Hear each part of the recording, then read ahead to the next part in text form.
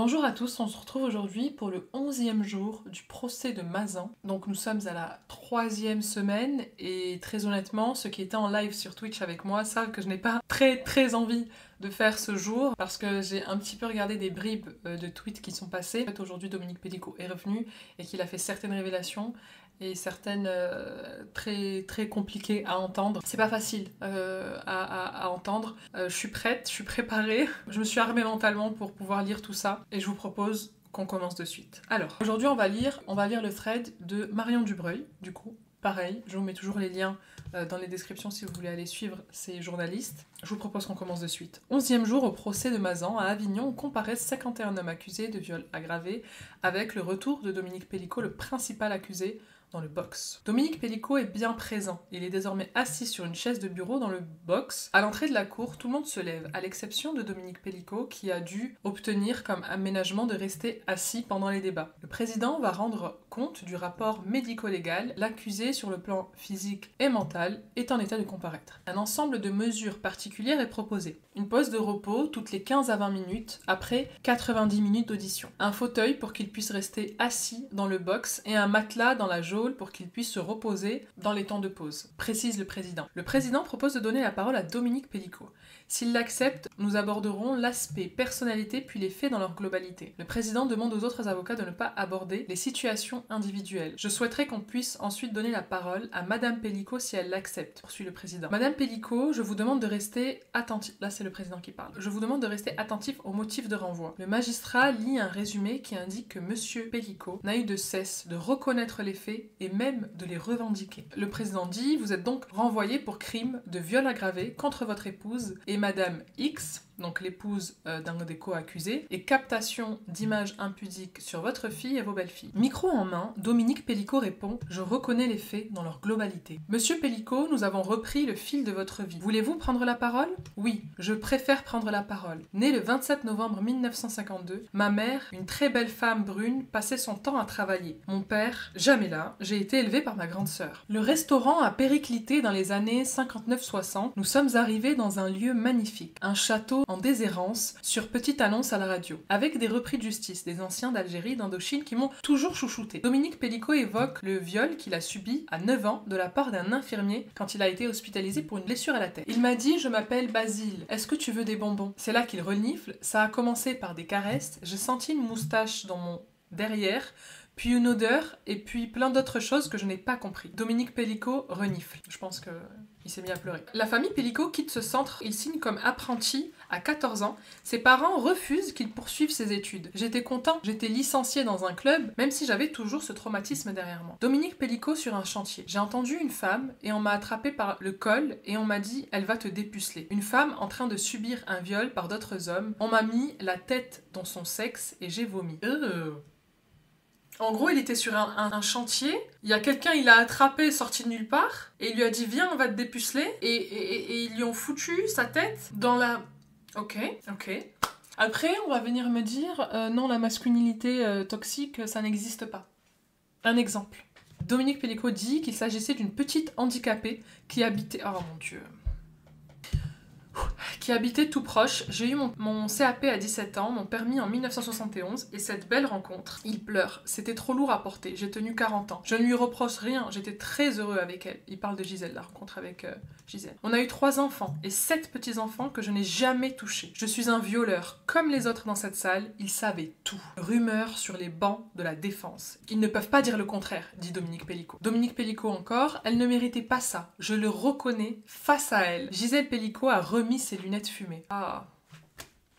Ah, ça me fait de la peine. Peut-on considérer qu'il y a dans votre parcours de vie cette page de votre vie, à savoir initier des actes dont votre épouse serait victime? Je mets du conditionnel, précise le président. Oui, ça fait partie de ma vie, répond Dominique Pellicot. Le président lit à Dominique Pellicot les rapports d'expertise des psychiatres qui l'ont rencontré en prison. Jean Croiset, face à la cour, le principal accusé, écoute attentivement et fait des dénégations de la tête. Je suis en partie d'accord avec Monsieur Bensussan. On a tendance à charger la mule sur moi en ce qui me concerne. On ne n'est pas pervers, on le devient. Dominique Pellicot qui le dit. Même si c'est paradoxal, j'ai jamais considéré ma femme comme un objet, prétend Dominique Pellicot. Même si les vidéos disent le contraire, quant à la pédophilie, je n'en ai jamais eu envie. T'as jamais considéré ta femme comme un objet, mais tu l'as quand même proposé à beaucoup d'hommes comme un vulgaire objet. Hein. On en est là quand même, monsieur Pellico. Entre votre interpellation pour captation d'images impudiques sous les jupes des clientes d'un supermarché, vous allez renouveler les rendez-vous à votre domicile poursuivi. Ah, ça veut dire que même après qu'on l'ait arrêté, vous savez, au supermarché quand il a filmé sous la jupe des filles, il a continué les rendez-vous coco et a drogué sa femme. Oh mon dieu. Poursuit le président les viols de votre épouse Gisèle Pellico. Mais c'est fou, je pensais. Mais ça veut dire que même comme ça, même ils avaient son téléphone et tout, il s'est même pas arrêté. Comment expliquer cette persistance dans la transgression? Mon épouse était absente depuis un moment quand je me suis fait arrêter, c'était quasiment un suicide. Je ne savais plus comment m'en sortir, répond Dominique Pellico.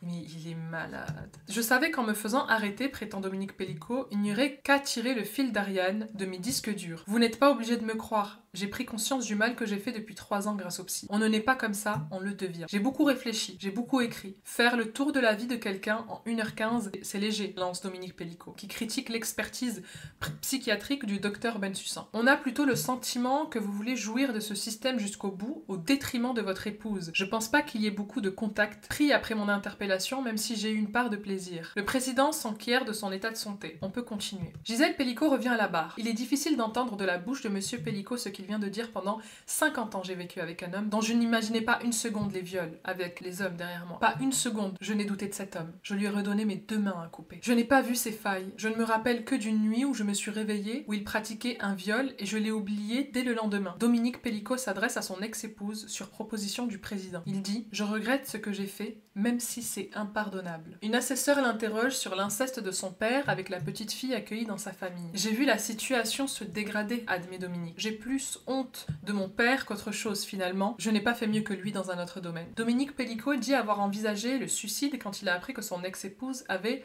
une relation extra-conjugale. Il dit avoir pris la voiture pour foncer sur les platanes sans en avoir eu le courage. J'aurais peut-être dû. Est-ce que vous confirmez avoir été violent avec Gisèle Pellico au début? Possible. Elle a reçu une éducation, moi une autre, mais on était très heureux. Les 2 premières années seulement? La première, rectifie Dominique Pellico, qui parle d'accrochage. Je n'ai pas le sentiment de l'avoir écarté de son entourage, explique Dominique Pellico, qui dit que partir en Provence était leur souhait à tous les deux. L'assesseur interroge Dominique Pellico sur les vidéos et l'aspect collectionneur. Une part de plaisir, admet-il, et une part d'assurance. Grâce à ça, on peut retrouver ceux qui ont participé à tout ça. Ouais, genre tu savais que t'allais être arrêté, qu'il allait avoir un procès historique. Non mais non. Une part de plaisir, une grosse part de plaisir, oui. Nouvelle rumeur sur le banc des accusés. Quand ils disent nouvelle rumeur, c'est que, tu sais, ils parlent entre eux, quoi. Ils doivent le détester, n'empêche, le Dominique Pellico. Vraiment. En plus, là, il a dit, tout le monde savait que c'était un viol. Oui, c'était un viol. Oui, ils étaient au courant. Oui. Ils doivent le détester. Vous êtes venu, vous avez vu, vous avez fait. Et maintenant, vous allez être condamné. Vous les avez aussi classées, ces vidéos, avec une arborescence et des qualificatifs sur Gisèle Pellico, puisque vous étiez le seul à y avoir accès. Pourquoi? C'est de la perversion, du vice, mais aussi un événement marquant pour me rappeler de certaines personnes. Nous avons pu indiquer aux experts que vous étiez en colère contre votre famille pour avoir sali votre famille, notamment contre votre fille qui a écrit un livre. Ce livre qu'elle a eu raison de faire, même si je ne l'ai pas lu, c'était par crainte vis-à-vis de mes enfants. Dominique Pellico n'a pas lu le livre de sa fille, alors que littéralement son livre s'appelle « J'ai cessé de t'appeler papa ». Aujourd'hui, je les aime toujours autant. Rétrospectivement, je ne peux pas leur reprocher ça. Elle a eu raison de créer son association. Parce que Caroline Darian, du coup, leur fille, la fille de Gisèle Pellico et de Dominique Pellico, elle a créé son association Mandor. D'ailleurs, il y a énormément de personnes qui m'ont fait la réflexion, qui me font encore la réflexion de me dire Gisèle Pellico a repris son nom de jeune fille. Effectivement, personne ne peut me dire quel est son nom de jeune fille. Pourquoi? Parce qu'elle souhaite retrouver son anonymat après la fin de ce procès et qu'elle a dit que déjà pour ses enfants elle voulait garder qu'on l'appelle comme ça le temps du procès, je pense, mais dans tous les cas elle a choisi de se présenter avec ce nom pour ce procès là. On sait qu'elle a repris son nom de jeune fille, on sait qu'elle a fait les démarches, qu'elle est divorcée, etc. Autant quand elle s'est présentée pour le procès, autant dans le procès, dans les rapports du procès, c'est comme ça qu'on l'appelle. Moi aussi ça me répugne le fait qu'elle ait encore ce nom là, mais on n'a pas son nom de jeune fille. Mais en tout cas ne voyez pas le fait qu'on la nomme par le nom de son ex-mari comme une insulte. C'est son souhait et on doit la respecter. Déjà, on sait qu'elle a divorcé, on connaît le combat qu'elle mène, on sait qu'elle va reprendre son nom de jeune fille quand tout ça va se terminer et j'espère que ça va se terminer bien pour elle et j'espère qu'elle aura la force de se reconstruire. C'est sur ça qu'on doit vraiment axer notre attention. et pas sur le fait que, oui, on doit encore l'appeler Gisèle Pelicot pour le procès. On continue. Dominique Pelicot aborde toutes les accusations d'inceste qui pèsent sur lui avec un épisode avec sa petite fille à qui il aurait demandé de soulever sa jupe contre un cadeau. Il aurait voulu jouer au docteur avec son petit-fils, il se masturbait la porte ouverte. Je vais juste faire une petite parenthèse par rapport à ça. Vous voyez, souvent on entend souvent que Dominique Pelicot, il avait vraiment cette image de papy gâteau, de papy gentil. Alors déjà, si on s'arrête là dans le thread, on sait qu'il était agressif envers Gisèle Pelicot, qui a eu des altercations avec son ex-femme. On sait qu'il y a eu plusieurs histoires avec sa fille, avec ses petites filles. Donc je vous avais dit qu'il a pris en photo Caroline Darian, il a pris en photo ses belles filles sous la douche, il a demandé à sa petite fille de soulever sa jupe contre un cadeau, il a voulu jouer au docteur avec son petit-fils, il s'était masturbé la porte ouverte et une de ses belles filles l'avait vu et avait d'ailleurs fait réunir toute la famille. Donc en fait, c'était pas du tout un papy gâteau avec sans problème, sans souci. Il y avait quand même des signes avant-coureurs et ça, je voudrais qu'on prenne le temps, d'en parler parce qu'il n'avait pas une image si lisse que ça. Il faut bien qu'on l'entende, c'était pas quelqu'un de parfait où vraiment on n'avait aucun signe et c'est pour ça que c'est important que les femmes et les hommes aussi ouvrent les yeux. Ce genre d'incident, n'essaye pas de les camoufler. Il y a ce silence, cette loi du silence dans les familles. Ou même quand on va avoir, bon là c'est le grand-père, mais je sais pas, un oncle un peu tactile, un peu trop...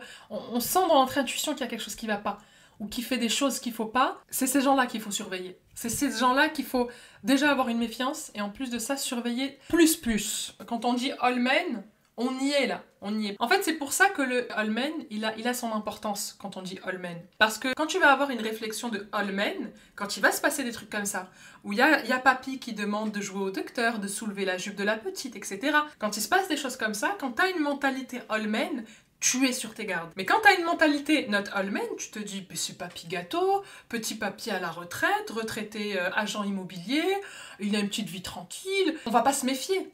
Elle est là l'importance. Quand on dit all men, c'est pas on est enfermé sur... Il y en a certaines qui le souhaitent, qui veulent être enfermées, qui veulent plus avoir affaire aux hommes, et je les comprends.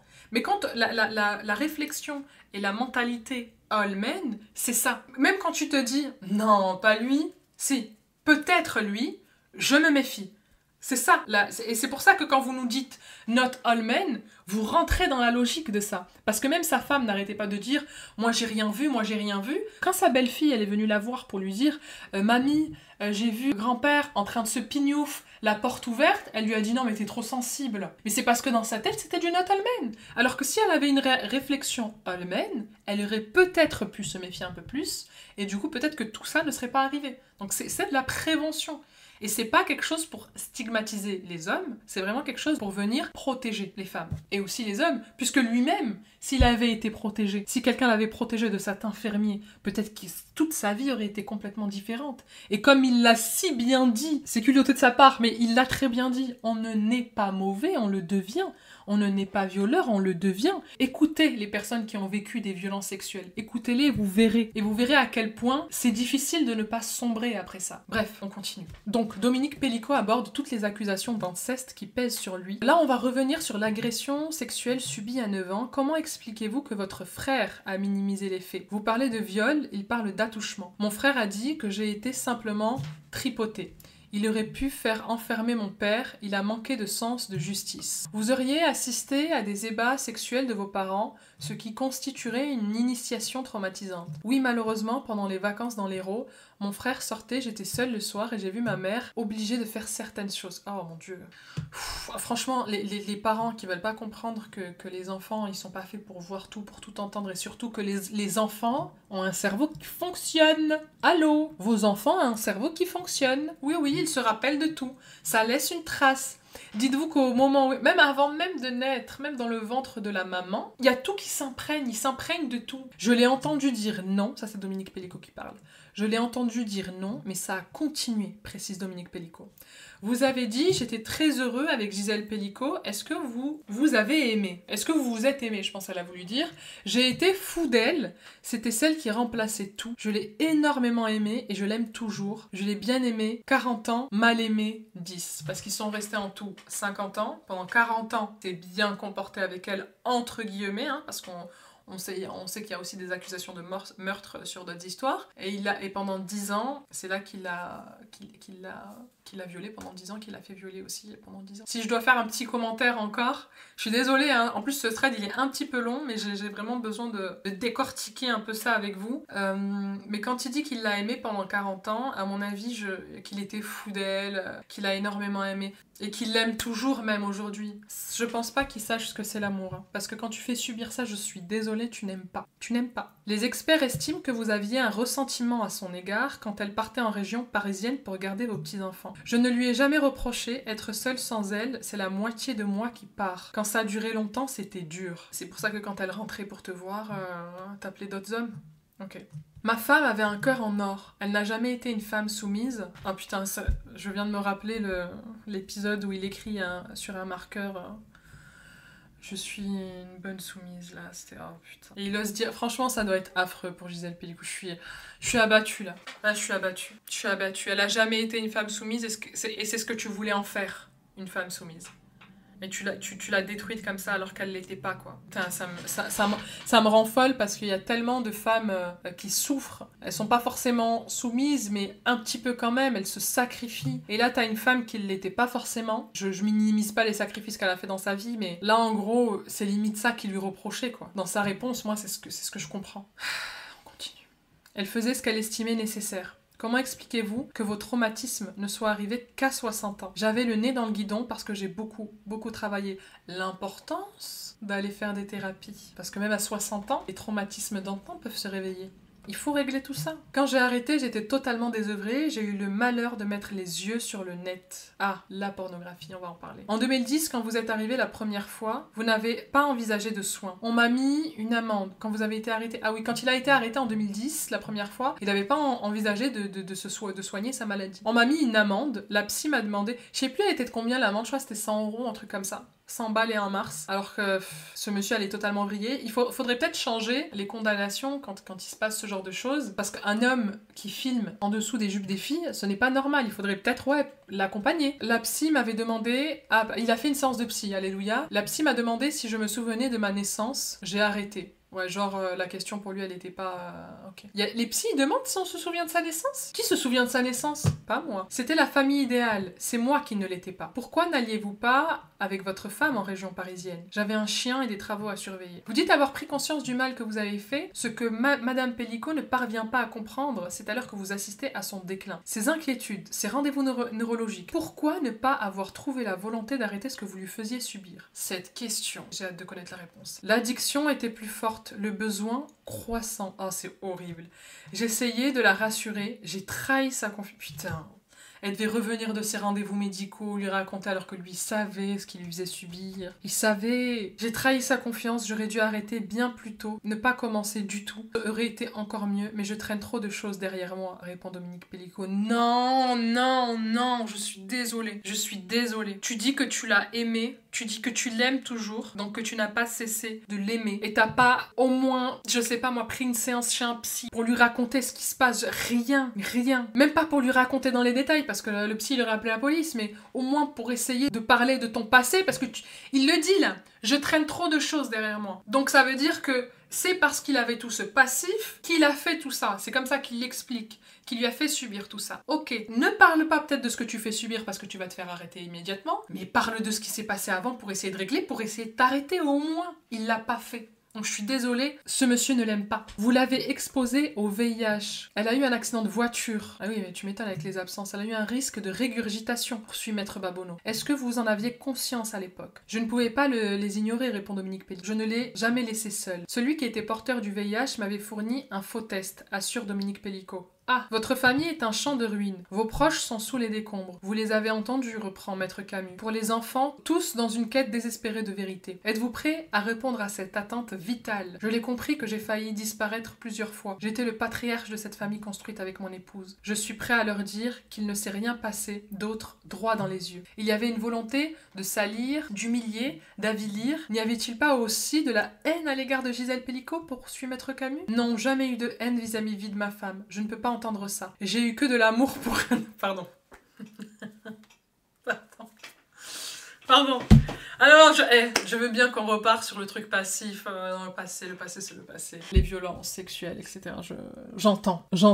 Mais ça, tu peux pas dire ça. J'ai eu que de l'amour pour elle. Tu oses dire ça? Est-ce qu'on... Non, mais parce que là, on est en train de raconter son histoire. Je crois qu'on est un peu en train d'oublier. On va recontextualiser tous ensemble, s'il vous plaît. Ce monsieur droguait sa femme, lui donnait 7 Temesta, invitait des hommes dans la chambre, et il disait « Fais-toi faire une pipe », des trucs comme ça. C'est non. Vous avez dit, on ne naît pas pervers, on le devient. La question qui hante vos enfants, c'est de savoir quand. Les experts parlent d'une nature et le clivage de ce système de protection se développe dès l'enfance. Sur votre parcours criminel, il y a eu en 1999 une tentative de viol. Votre fils cadet a 13 ans, vous en aviez la quarantaine. Il ne répondra pas à cette question, intervient Maître Zavaro, l'avocate de Dominique Pellico. Ça démarre quand? C'est à partir de quand qu'on devient pervers et qu'on passe à l'acte? On essaye de parer au maximum, on le devient quand quelqu'un vous donne une possibilité sur le net, et là ça devient pervers. Quand j'ai discuté avec un infirmier qui m'a donné la posologie, à partager les photos, à partir de ce moment-là, ça se déclenche. Tout démarre, répond Dominique Pellico. Un expert souligne que vos capacités d'introspection sont très faibles. Les soins psy seraient davantage une manière de montrer une bonne figure. Quand on me parle de pédophilie, monsieur l'avocat général, quand on a subi étant gosse, c'est ce qu'on a subi et on n'est pas tenté du tout. Ensuite, pour le reste, j'ai encore du chemin à faire, explique Dominique. C'est maintenant le tour des questions des avocats des autres accusés. Est-ce que ce sont les chantages qui vous ont convaincu de filmer? Vous étiez prêt à tout pour vous satisfaire? Non, pas prêt à tout. Pas attenter à sa vie. 7 Temesta, on se rappelle? Ok. J'avais beaucoup de respect. On se rappelle de ce qu'il a marqué sur son corps nu avec un marqueur? Ok. Et d'un seul coup, tout est parti en vrille. Là, on est d'accord. Tout ce qui est dans les films, il y avait un trépied, un appareil photo, précise Dominique Pellico, ce qui veut dire que les autres accusés ne pouvaient pas ignorer qu'ils étaient filmés. Ça, c'est vrai, je comprends pas pourquoi ils veulent absolument dire « Ah, mais moi, je savais pas que c'était filmé. Bref.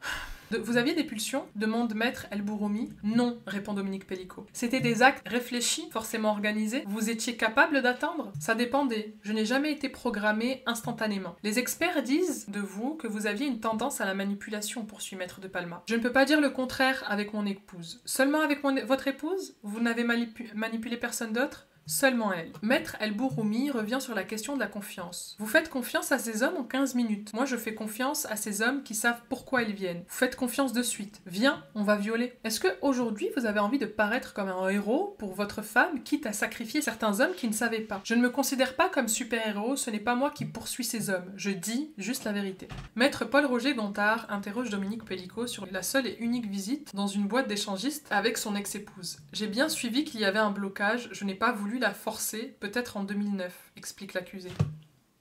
En fait, Gisèle et Dominique Pellico sont partis dans une boîte échangiste. Il a vu qu'elle avait un blocage et il n'a pas voulu la forcer. Mais il a quand même drogué et forcé à faire de l'échangisme sans son consentement. Donc ouais, pourquoi il dit j'ai pas voulu la forcer? Bref, Dominique Pellico dit être rapidement tombé sur le salon à son insu sans l'avoir créé. Vous vouliez parler à d'autres personnes, proposer quelque chose? Il fallait bien choisir ses heures, il y avait des problèmes de racisme, des insultes. Le président reprend en disant que la matinée est consacrée à la personnalité, pas aux faits, et annonce une suspension. Suspension et reprise de l'audience, avec la suite de l'interrogatoire de Dominique Pellico. À la sortie de la salle, Gisèle Pellico est accueillie par un tonnerre d'applaudissements et de soutien venus assister à l'audience. Je vous laisse avec l'extrait.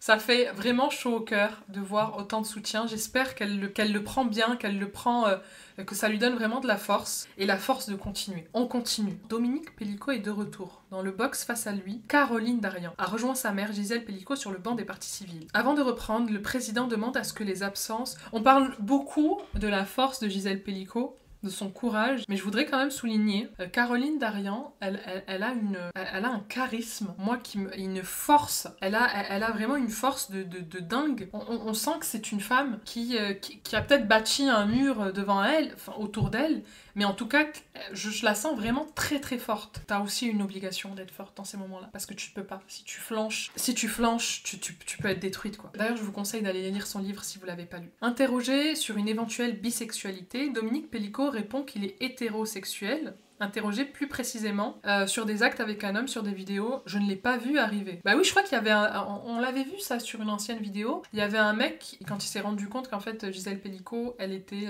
inconsciente, voulait pas la pénétrer et du coup il avait proposé de faire une fellation à Dominique Pellico. Mais il me semble que du coup c'est ce qui s'était passé en fait parce qu'il osait pas partir et il s'est dit pour partir je vais faire ça. Parce qu'il était en gros intimidé par Dominique Pellico. On continue. Si j'avais su que Ramsus avait connu les mêmes choses que moi enfant, je n'aurais pas continué. Pourquoi? Vous auriez dû aller tous les deux voir le thérapeute. Vous n'avez jamais fait preuve de curiosité pour savoir si ceux avec qui vous échangiez sur internet avaient des plaies liées au sexe? Je ne peux pas poser la question à tous ceux qui sont venus chez moi. Ben oui, il y en a eu tellement.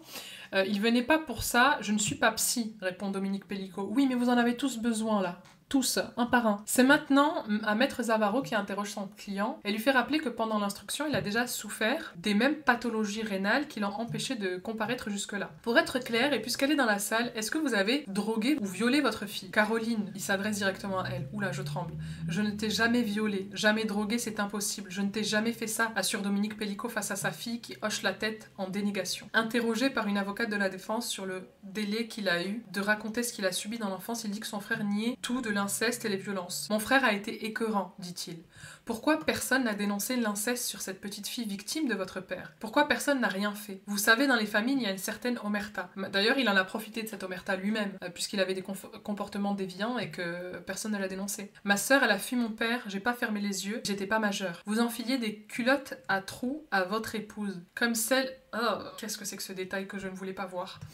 Comme celle que votre frère avait trouvée chez votre père. J'ai répété, c'est une reproduction de fantasmes, concède Dominique Pellico. Oh mon Dieu. Je m'attendais pas à ce détail. Ce n'est pas une vengeance? Non, répond Dominique Pellico. Il assure que Ramsus était en demande et que c'est lui qui fixait les limites, notamment pour qu'il n'y ait pas les enfants pendant les faits. La seule personne que j'ai manipulée, c'est mon épouse. Je ne suis pas manipulateur. Vous dites que vous vous êtes retrouvé dans la position de ceux qui venaient chez vous, chez Ramsus. Je n'ai pas tout à fait dit ça, je voulais arrêter. Le président annonce maintenant que l'on va passer à l'interrogatoire sur les faits, précisant avoir une synthèse des gardes à vue et de certaines confrontations. Vous avez été décrit comme manipulateur. Certains contacts évoquent une emprise, une certaine capacité à exercer une domination. Vous avez indiqué que la seule personne que vous aviez manipulée, c'est votre épouse. Ne pensez-vous pas que certains contacts aient pu se sentir manipulés, ou lorsqu'ils se trouvaient nus, être sous votre domination? Ils acceptaient déjà de se déshabiller dans la cuisine en connaissance de cause, répond Dominique Pellico. Je ne leur ai pas mis un fusil sur la tempe. La seule question qu'ils posaient, c'est combien c'est. Oh. Est-ce que vous avez... En fait, tout ce qui leur intéressait, c'est le prix de Gisèle, quoi. Est-ce que vous avez pu filmer des rapports avec Gisèle Pellico avec son consentement? Oh mon Dieu. J'ai pu filmer des scènes de couple avec ou sans son consentement. Pourquoi sans son consentement? Plaisir égoïste, sans doute. Oh là, putain, je savais pas ça. Qu'il avait filmé aussi quand elle était consentante. Est-ce que ces scènes pouvaient faciliter les contacts avec des inconnus? Jamais, sauf ceux qui étaient déjà venus, notamment ceux qui sont venus 5-6 fois, ajoute Dominique Pellico. La tension est palpable avec le reste des accusés. Quand Madame Pellico s'est exprimée, elle a dit qu'elle avait l'impression que vous fuyiez son regard, son visage lors des relations sexuelles, que vous aviez à la fin. J'aurais souhaité qu'elle ne me regarde plus. Madame Pellico a-t-elle pu participer à votre entreprise, au choix des partenaires? Non, en aucun cas. Mais c'est quoi cette question? Mais ça va pas ou quoi? Non, en aucun cas.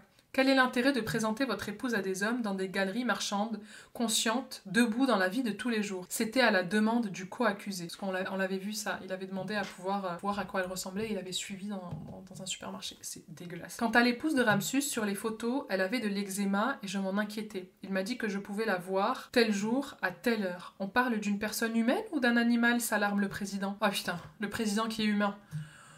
C'est vrai que là, depuis tout à l'heure, les faits, ils sont... corsé, on continue. Pour en arriver à ce niveau d'inconscience dans lequel était plongée Madame Pellico, comment y êtes-vous arrivé? Dosage idéal pour qu'elle puisse dormir et surtout ne pas se réveiller quand elle était pénétrée. Est-ce que vous avez été aidé? Demande le président. Vous n'avez jamais excédé 3 comprimés? J'ai procédé par étapes. 1, 2, puis 3. Vous avez violé votre épouse? Oui. Vous évaluez ces viols à combien de reprises? 2 à 3 fois par semaine.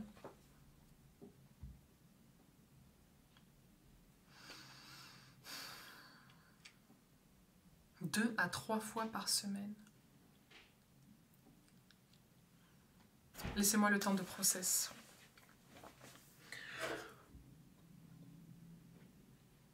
Moi, j'avais lu 7 Temesta. Il y a la régularité de 2-3 fois par semaine, juste pour lui. Parce que là, il lui a demandé, est-ce que vous avez violé, vous, votre épouse?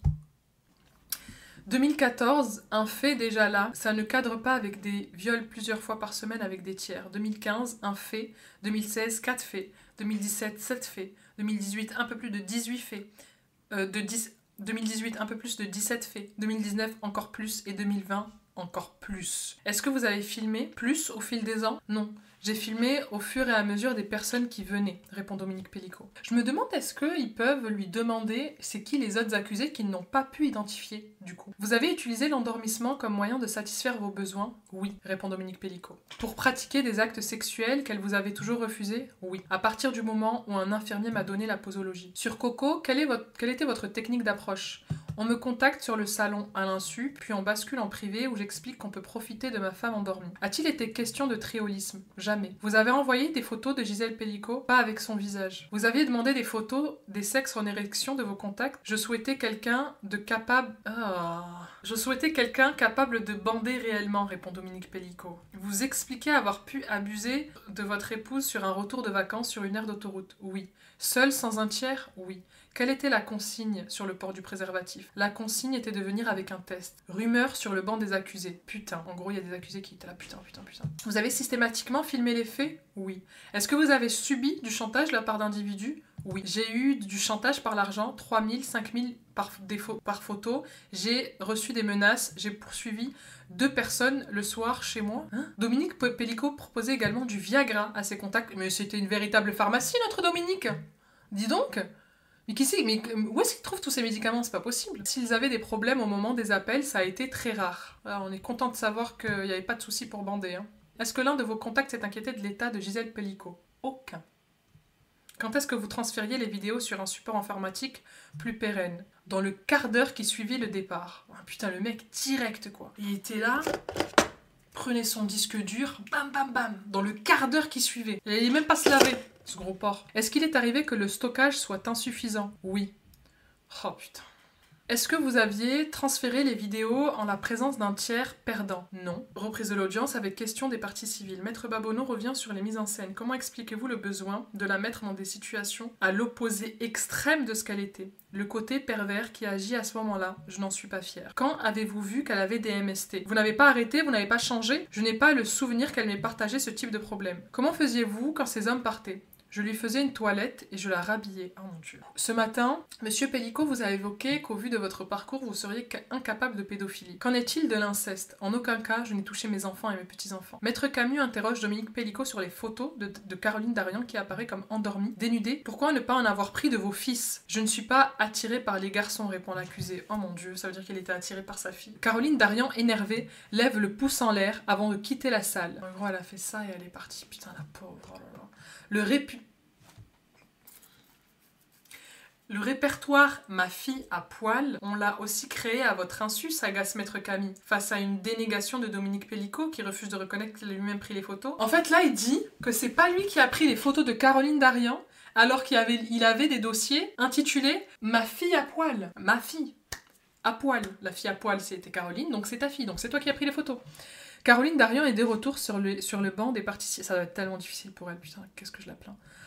Sur le banc des parties civiles, Maître Camus poursuit. Pourquoi une photo s'appelle Ma salope et sa fille et pas Ma fille? Vous avez fait... Ah, il a même pas... Là, il a dit sa fille, genre c'est même pas la mienne. Vous avez fait le comparatif mère-fille. Vous avez fait violer votre femme dans le lit de votre fille. Oh mon Dieu. Je ne peux pas reconnaître ce qui n'a jamais été. Mon contact qui avait fait 200 km avait demandé ce montage. Ah, en gros, c'est un des accusés qui habitait pas dans le village de Mazan, qui a dû faire 200 km pour venir et qui a demandé ce montage, bien sûr. Ne pouvez-vous pas vous comporter comme un homme et leur apporter une vérité audible? Il dit « Je n'ai jamais touché à un enfant ». Monsieur Pellicot, vous n'avez pas saisi la portée des propos de la partie civile. On ne vous demande pas si vous avez violé votre fille. Cet échange, ce photomontage, est-ce que c'était normal? Non, pas du tout normal. Est-ce que vous avez pris les photos de votre fille? Non. dit-il. Tu lui mens, crie Caroline Darian à l'autre bout de la salle. Pourquoi l'avez-vous drogué, poursuit l'avocat. Pourquoi dites-vous ça comme ça alors qu'il n'y a pas de preuves et des analyses négatives? C'est bien dommage qu'il n'y ait pas de preuves, c'est tout le drame de votre fille. Désolée, j'ai dû aller faire une pause pour m'aérer un peu l'esprit parce que là ça faisait beaucoup à encaisser. Du coup, je suis un peu allée marcher dehors. Je suis revenue, c'est bon, je me suis un peu vidé la tête. On continue. Aviez-vous une attitude à amadouer vos contacts sur Coco, aller dans leur sens pour arriver à vos fins, à ce que ces hommes viennent pratiquer des actes sexuels sur votre épouse? Pas besoin de convaincre, j'ai forcé personne, j'ai posé une question, c'était oui ou non. Vous dites que tous savaient, je vous dis que tous savaient, j'annonçais la couleur. Vous annonciez qu'ils allaient commettre un viol, un crime, ces gens-là venaient, donc commettre un crime sans préservatif, laisser des traces susceptibles de les identifier, accepter en pleine conscience d'être filmés. Je leur disais que je faisais une toilette derrière, ça leur suffisait pour se dire qu'ils ne seraient jamais inquiétés par la justice. Conclut, non sans ironie, un des avocats de la défense. Un autre avocat veut dire à Dominique Pellicot qu'en donnant la cachette de son disque dur aux enquêteurs, il a voulu impliquer les hommes qui comparaissaient aujourd'hui à ses côtés. Cet avocat reproche désormais à Dominique Pellicot des montages qui ne conservaient que les scènes de sexe, pas les arrivées des contacts. Vous avez un souvenir précis pour chacun d'entre eux? Si je vois leur tête, oui. Vous êtes sûr d'avoir vendu le même scénario à chacun d'entre eux? Oui. Un seul scénario, en sachant pertinemment ce qui allait se passer. J'avais le fantasme de partager mon épouse avec quelqu'un, le plaisir de vous avec quelqu'un. Le plaisir que vous envisagiez, ce n'était pas le plaisir qu'elle soit endormie, reprend Maître El Bouroumi. Ma femme était réfractaire à l'échangisme, c'est pour ça que je l'ai endormie. Ils sont tous venus pour violer mon épouse avec moi. Dans cette salle, on est tous tentés de prendre le micro pour dire que vous êtes un menteur notoire. Vous dites que vous avez fait du chantage, mais il n'y a rien dans le dossier, poursuit Maître El Bouroumi. Sur Coco, explique Dominique Pellicot, un homme proposait ses filles, un autre sa femme, sous sa douche et personne ne les avait signalés. Pendant 10 ans, vous dites avoir utilisé le mot viol et abus sur Coco sans alerter personne, s'étonne un avocat de la défense. Depuis ce matin, vous dites que vous n'avez manipulé que votre femme. Mais n'avez-vous pas menti à votre médecin pour obtenir du Temesta? C'est une cachotterie, un mensonge? Je mens, mais les hommes qui sont venus chez moi ne sont pas venus par hasard, assure Dominique Pellicot. Est-ce que vous avez une annonce très claire du type « Bonjour, je cherche un homme pour violer ma femme avec du Temesta » sur Coco? J'ai raconté comment ça s'est passé à chaque fois. On me contacte sur le salon à l'insu. Il y a quand même quelques-uns qui reconnaissent la vérité. La vérité ou votre vérité, monsieur Pellicot? Certains accusés étaient homosexuels, et c'était vous qui les intéressez. C'était leur moyen à eux de parvenir à moi comme ça. Vous donniez des instructions, et vous faisiez attention à votre femme, et vous étiez vu comme le garant de votre épouse pour ceux qui venaient chez vous, reprend Maître El Bouroumi. Beaucoup de ces hommes corroborent vos propos. Tous étaient au courant, c'est plus... Alors que c'est plus, je les ai tous informés? Le reprend Maître Zavaro? Oui. On ne peut pas envisager que vous arrangiez votre discours en fonction de votre interlocuteur. Vous n'aviez que des pseudos. Béatrice Zavaro reprend l'interrogatoire, donc c'est l'avocate de Dominique Pellicot, sur les photos de Caroline Darian dénudée en position lascive, endormie. Est-ce que oui ou non, vous avez pris ces photos? Je le dis et je le répète, je ne suis pas à l'origine de ces photos. Est-ce que parfois le fait que des hommes ne portent pas de préservatif pouvait participer à votre plaisir? Oui, répond Dominique Pellicot. Fin de l'audience, reprise demain matin. Ouf. Alors là, c'était très très dur là. Franchement, c'était... Merci à la journaliste, franchement, c'est de l'excellent boulot. Très honnêtement, c'est assez facile à lire, même si des fois elle fait des petites fautes et tout, mais on sent qu'elle écrit vite. Ça doit être tellement compliqué d'être dans cette salle avec toute cette tension et tous ces personnages en face d'elle. Franchement, c'est rien que de le lire.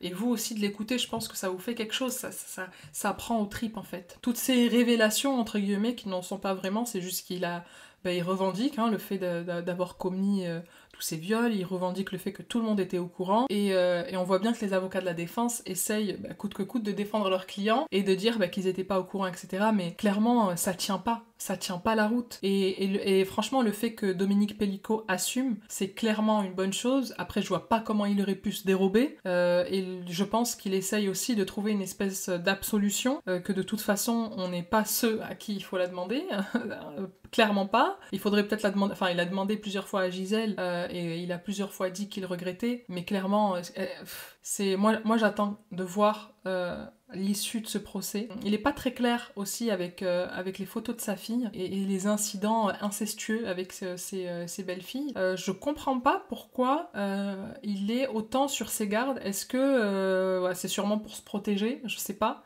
Mais clairement, en plus, il a lui-même vécu de l'inceste. Il a aussi assisté à des violences sexuelles. Donc, je comprends pas, en fait, son positionnement de pourquoi il veut pas avouer, quoi. Parce qu'il y a clairement écrit ma fille à poil, c'est pas rien. Qui c'est qui aurait pu prendre ces photos à part lui? Enfin, ça va pas être Gisèle Pelicot, hein. Donc franchement, je comprends pas sa logique. Très honnêtement, sur ce sujet, autant sur le reste, il assume, c'est une bonne chose, autant sur ça, je comprends pas. En tout cas, aujourd'hui, ça a été des débats vraiment très très compliqués.